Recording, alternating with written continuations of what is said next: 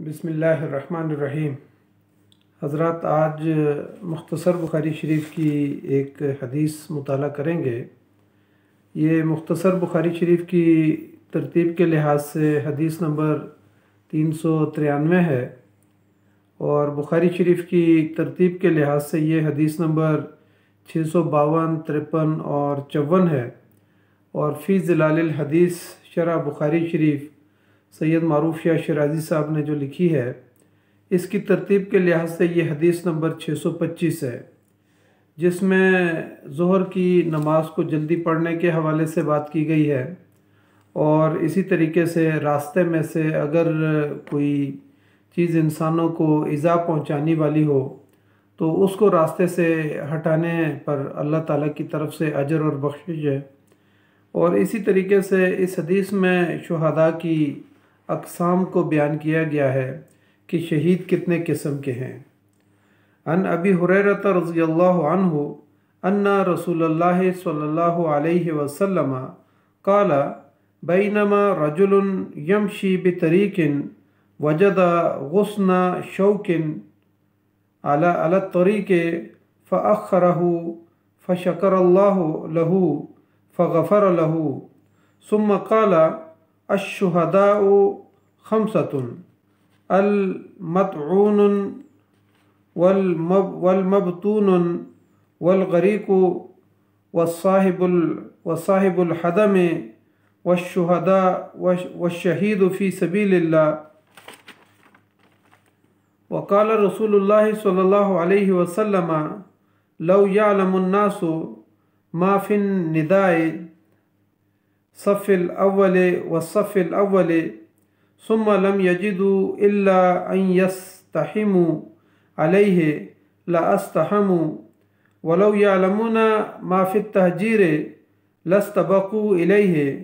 ولو يعلمون ما في العتمة والصبح لآتوهما ولو حبوا۔ رواہ البخاری۔ حضرت ابو ہریرہ رضی اللہ تعالیٰ عنہ سے روایت ہے کہ رسول اللہ صلی اللہ علیہ وسلم نے فرمایا، ایک شخص راستے میں جا رہا تھا کہ اس نے کانٹوں بھری ٹہنی دیکھی تو اسے راستے سے ہٹا دیا۔ اللہ تعالیٰ کو اس کا یہ کام پسند آیا اور اسے بخش دیا۔ پھر آپ نے فرمایا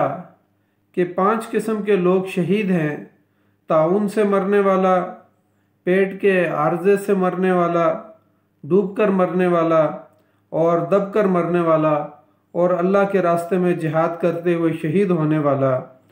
پھر اسی طریقے سے نبی صلی اللہ علیہ وسلم نے فرمایا کہ اگر لوگوں کو اذان اور صف اول کا ثواب معلوم ہو جائے تو وہ اپنے لیے قرعہ ڈالنے کے علاوہ کوئی چارہ نہ پائیں، تو فرمایا کہ ضرور وہ پھر آپس میں قرعہ اندازی کریں۔ اور اگر لوگوں کو علم ہو جائے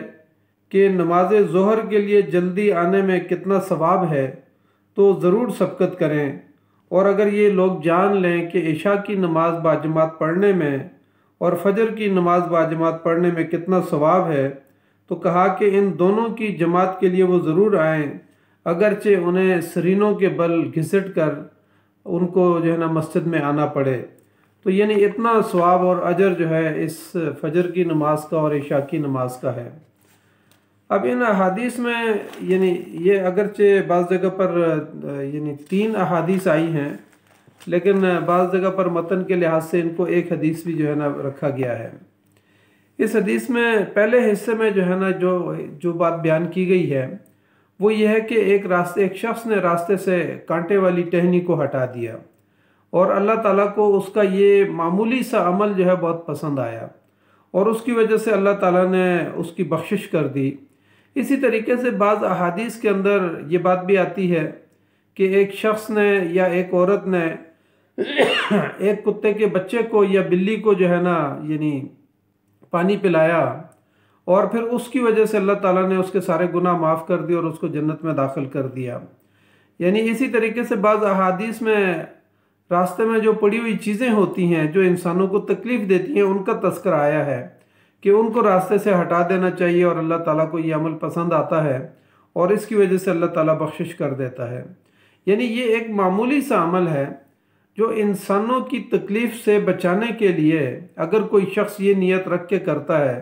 اور اللہ کی رضا کے لیے یہ کام کرتا ہے تو اللہ تعالیٰ اس کا بڑا اجر اس کو عطا کر دیتا ہے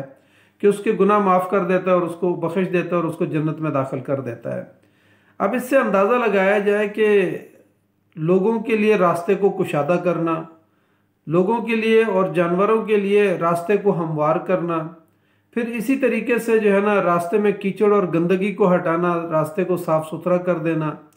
اور اسی طرح راستوں کو جو ہے نا پکا کر دینا، روڈ بنانا، پل بنانا، اوور ہیڈ برج بنانا، اور اسی طریقے سے یہ مواصلات کا جتنا دنیا میں اور ملک میں جو ہے نا نظام ہوتا ہے، اس کے لیے اگر ایک عادل حکمران یہ نیت رکھ کے کرتا ہے کہ میں جانوروں کی سہولت کے لیے اور بار بردار جو سواریاں ہوتی ہیں ان کے لیے، ٹریفک کے جیم نہ ہونے کی وجہ نہ ہونے کے لیے، اور انسانوں کی سہولت کے لیے جو ہے نا میں روڈ کشادہ کر رہا ہوں اور ان کو پکا کر رہا ہوں اور پل بنا رہا ہوں اور اس کے لیے راستے ہموار کر رہا ہوں، تو ایک عادل حکمران اگر یہ کام کرتا ہے یا امانت دار شخص کو یہ کام کرتا ہے تو یہ انسانوں کے لیے بہت بڑے بڑے کام ہیں، تو اس پر اللہ تعالیٰ کتنا اجر ان کو عطا فرمائے گا۔ اسی وجہ سے آتا ہے حدیث کے اندر کہ قیامت والے دن کوئی عرش کا سایہ نہیں ہوگا، لیکن کچھ لوگ ایسے ہوں گے جو عرش کے سائے میں ہوں گے۔ ان میں سے ایک عادل حکمران، امانت دار اور دیانتدار اور انسانوں کے ساتھ نرمی کرنے والا حکمران، جو عادل حکمران ہوگا، عدل کے ساتھ فیصلے کرنے والا ہوگا، تو وہ جو ہے نا عرش کے سائے میں اسی لیے اللہ تعالیٰ نے اس کو رکھا ہے کہ وہ انسانوں کی خدمت میں لگ جاتا ہے اور اللہ کی مخلوقات کی خدمت میں لگ جاتا ہے، تو اس وجہ سے اللہ تعالیٰ اس کے اوپر عدل کرتا ہے اور پھر اس کو قیامت والے دن جو ہے نا اس کو یعنی اتنا مقام اور مرتبہ عطا فرمائے گا کہ عرش کے سائے میں اس کو اللہ تعالیٰ بٹھا دے گا۔ اسی حدیث کے دوسرے حصے میں نبی صلی اللہ علیہ وسلم نے فرمایا کہ شہداء کی جو ہے وہ 5 قسمیں ہیں، 5 لوگ جو ہے وہ شہید کے درجے میں ہیں۔ ایک تو ظاہر ہے کہ ایک حقیقی شہید ہے اور ایک حکمی شہداء ہوتے ہیں۔ حقیقی شہید تو وہ ہے کہ جو اعلی کلمت اللہ کے لیے اللہ کے راستے میں شہید ہوتا ہے، اور لفظ شہید جو ہے نا یہ شہداء جو ہے یہ شہید کی جمع ہے، اور شہادت کا مطلب یہ ہوتا ہے کہ حاضر ہو جانا یا حاضر کسی چیز کو کر دینا۔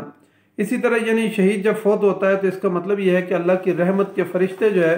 وہ فوراً اس کے سامنے حاضر ہو جاتے ہیں۔ اسی طریقے سے بعض جگہ پر کہا کہ شہید بمعنی مشہود بھی ہے کہ جنت اس کے سامنے کر دی جاتی ہے، جیسے ہی جو ہے نا اس کا خون کا قطرہ زمین پہ گرتا ہے تو سارے پردے ہٹا کے اللہ تعالیٰ اس کو اس کا محل اور جنت جو ہے نا اس کو دکھا دیتے ہیں، اور اسی طریقے سے جو ساری نعمتیں اللہ تعالیٰ نے اس کے لیے رکھی ہوئی ہوتی ہیں وہ ساری کی ساری اس کے سامنے کر دی جاتی ہیں۔ اسی طریقے سے ایک قول یہ بھی ہے کہ شہید جو ہے اس کو فوراً جو ہے نا اللہ کے دربار میں حاضر کر دیا جاتا ہے، یا اس کے لیے جو انعامات اور اکرامات اللہ تعالیٰ نے جو ہے نا نعمتیں رکھی ہوتی ہیں وہ ساری کی ساری جو ہے نا اس کے سامنے کر دی جاتی ہیں، تو اس وجہ سے اس شخص کو شہید کہا جاتا ہے۔ اب شہداء جو ہے نا یہ 2 طرح کے ہیں، جیسا کہ میں نے پیچھے کہا۔ ایک شہید تو وہ ہے کہ جو اللہ کے راستے میں اعلی کلمت اللہ کے لیے لڑتا ہے، جیسے صحابہ اکرام شہید ہوئے، یا آج کے اس دور میں جو لوگ دینی تحریکات ہیں اللہ کے دین کو دوبارہ زندہ کرنے کے لیے جو اس راستے میں اپنی جان اور مال سب کچھ قربان کر دیتے ہیں، تو ایسے شہید جو ہے جو یعنی ان کو حقیقی شہید کہا جاتا ہے، جو خالصتاً اللہ کی رضا کے لیے جہاد کر رہے ہوتے ہیں۔ دوسرے نمبر، اچھا یہ شہید جو ہے نا ایسا ہے کہ اس کو ظاہر ہے غسل دیا جائے گا، غسل بھی نہیں دیا جائے گا، اور ان کے کپڑے بھی نہیں اتارے جائیں گے اور ان کو کفنایا نہیں جائے گا، بلکہ اس کو بالکل اپنی اصلی حالت کے اندر یعنی خون کے اندر لت پت ہوگا، اس کو اسی حالت کے اندر جو ہے نا دفنا دیا جائے گا۔ تو یہ جو ہے نا شہید اصلی ہے اور شہید حقیقی ہے۔ جبکہ اس کے مقابلے میں دوسرے نمبر پر جو شہداء ہیں ان کو حکمی شہداء کہا جاتا ہے۔ حکمی شہداء کا یہ ہے کہ وہ شہید کے درجے میں آ جاتے ہیں، لیکن اس کے احکامات جو ہے مثلا طاعون کی بیماری سے مرنے والا، یا پیٹ کی بیماری سے مرنے والا، یا دب کر مر جانے والا، مثلا زلزلہ ہو جاتا ہے یا کوئی چھت گر جاتی ہے، مکان گر جاتا ہے، یا کسی جگہ پہ وہ کانکنی کر رہے ہیں اور پہاڑ گر جاتا ہے، لینڈ سلائیڈنگ میں آ جاتا ہے، تو ایسے لوگ جو یعنی دب کر مر جاتے ہیں، یا پھر اسی طرح سمندر میں ڈوب کر مر جاتے ہیں، یا دریا میں ڈوب کے مر جاتے ہیں، یا کسی اور تالاب کے اندر کوئی ڈوب کے مر جاتا ہے، تو ایسے جو شہید ہیں یہ شہداء حکمی ہیں، یعنی ان کو حکمی شہداء کہا جاتا ہے۔ تو ایسے شہداء کو جب ان کی ڈیڈ باڈی مل جاتی ہے اور نکال لی جاتی ہے تو اس کے بعد اس کو غسل بھی دیا جائے گا اور اس کو کفنایا جائے گا۔ تو یہ یعنی حکمی شہداء ہیں۔ ان شہداء کی تعداد یہاں اس حدیث کے اندر تو 4 یعنی حکمی شہداء کو بیان کیا ہے، اور 5واں جو ہے وہ جو حقیقی شہید ہے فی سبیل اللہ کے راستے میں لڑ کر شہید ہونے والا، تو 5 اقسام کو یہاں پر بیان کیا ہے۔ علامہ بدر الدین عینی نے جو ہے انہوں نے حکمی شہداء کی تعداد جو ہے نا 11 لکھی ہے، اور ان کے احادیث کے حوالے بھی دیے ہیں۔ اسی طریقے سے حافظ ابن حجر عسقلانی نے حکمی شہداء کی تعداد 20 لکھی ہے، اور علامہ شامی نے لکھا ہے کہ حافظ سیوطی نے اس کی تعداد کو 30 لکھا ہے، اور کچھ محدثین نے اس تعداد کو 45 تک بھی وہ لے گئے ہیں، اور باقاعدہ احادیث کے حوالوں کے ساتھ جو ہے نا انہوں نے اس کا تذکرہ کیا ہے کہ یہ 45 شہداء ایسے ہیں، مثلا جل کر مرنے والا، اور اس طریقے سے جو ہے نا باقی شہداء کے بارے میں بھی آتا ہے کہ یہ شہداء جو ہے نا حکمی شہداء ہیں اور شہید کے درجے میں یہ آ جاتے ہیں۔ اسی طریقے سے اس حدیث کے تیسرے حصے کے اندر جو چیزیں گزری ہیں، جو باتیں آئی ہیں، ان میں یہ ہے کہ اذان دینے کی بڑی فضیلت کو بیان کیا گیا ہے، صف اول میں جا کر بیٹھ کے نماز پڑھنے کا جو ہے نا اس کی بڑی فضیلت کو بیان کیا گیا ہے، اور اس طریقے سے ظہر کی نماز کو جلدی ادا کرنے کے بارے میں کہا گیا ہے، اور عتمہ کا مطلب یعنی عشاء کی نماز کو اور فجر کی نماز کے بارے میں کہا گیا ہے کہ اگر اس کے اجر اور ثواب کے بارے میں انسان کو پتہ چل جائے تو وہ جو ہے نا یعنی سرینوں کے بل گھسیٹ کر جو ہے نا وہ مسجد کے اندر آئے، یعنی اتنا زیادہ جو ہے نا اس کا اجر اور ثواب جو ہے نا وہ موجود ہے۔ تو اس لیے یہ والا حصہ جو ہے جو ہم نے ابھی آخر میں بیان کیا، یہ پیچھے ایک حدیث میں جو ہے نا گزر بھی چکا ہے، اور اس کی تفصیل بھی وہاں پر گزر چکی ہے